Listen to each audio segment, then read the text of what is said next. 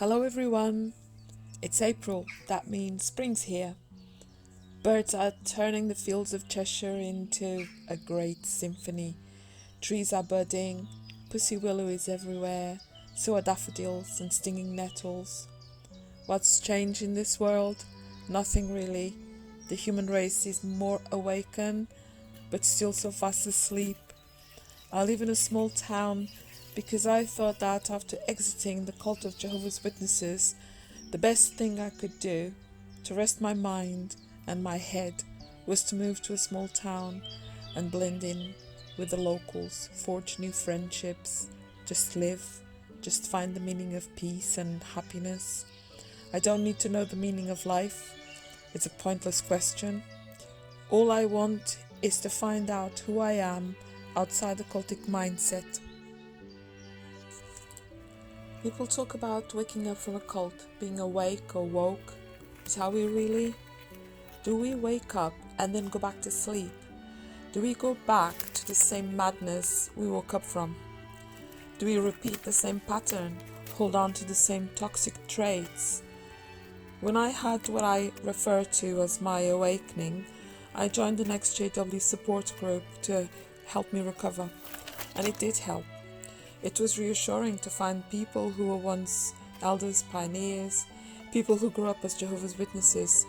But after a while, I realized how tense I got at every session. It was only when I was called out for using lingo such as the truth and brothers and sisters, when it was clear that the tension was because I felt judged and controlled. I was singled out and got told that it seemed like I still believed in the Watchtower and all the doctrines. That wasn't just a red flag, it was a sign. It was time to move on. I outgrew that experience. They claimed to be awake, but the judgmental attitudes and control of someone's speech only proved that they hadn't yet shifted their cultic mindset. Please don't be put off by my experiences. My advice is do live these experiences and then you choose to stay or go. You decide when it's time to go because the experience no longer serves its purpose. That is actually a great exercise for you to excel at, being in control of your own life. I actually went on to join another group. It was a group of variety of ex-cult members.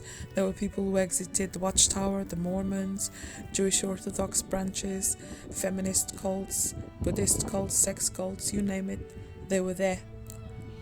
People went through horrible experiences and helped me put things in a different perspective.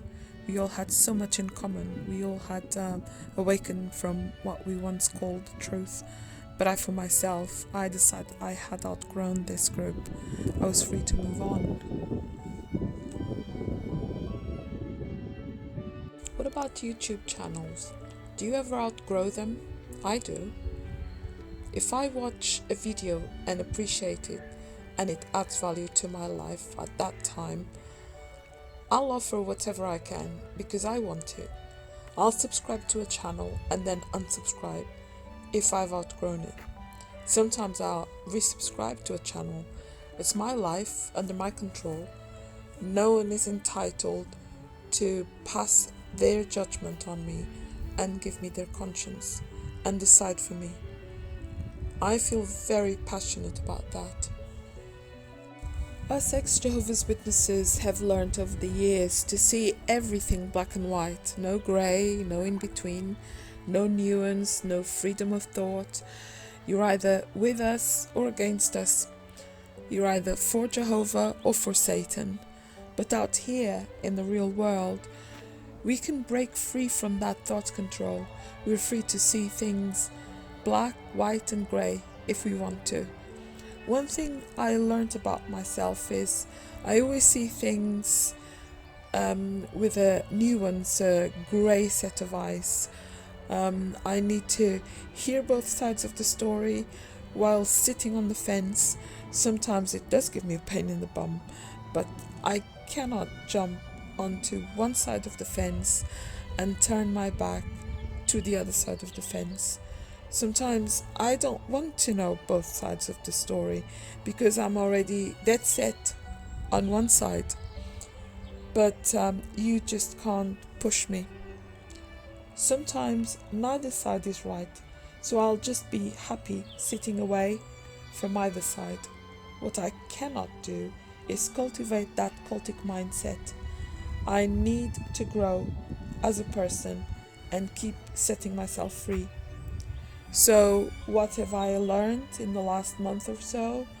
Apart from identifying the cultic mindset, I've finally learned to make my mind up about something the cult of Jehovah's Witnesses deprived me of.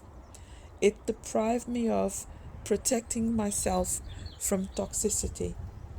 So, as of now, one of my mottos in life is this: I don't do toxic people who control me and drag me down.